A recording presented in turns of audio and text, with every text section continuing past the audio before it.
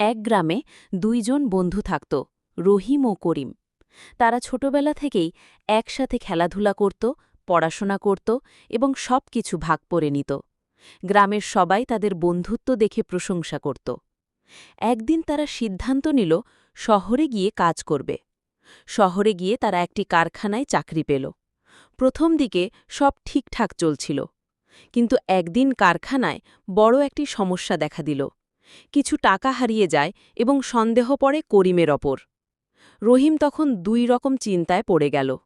সে জানে করিম কখনো চুরি করতে পারে না, কিন্তু সবাই করিমকেই দোষারোপ করছে।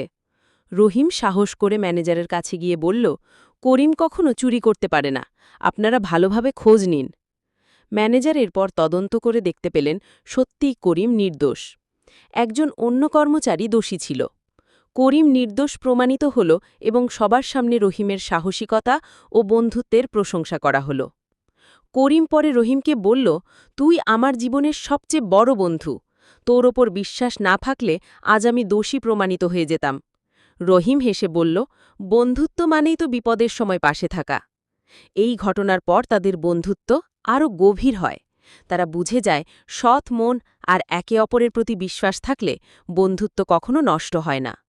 নীতি কথা, সত্যিকারের বন্ধু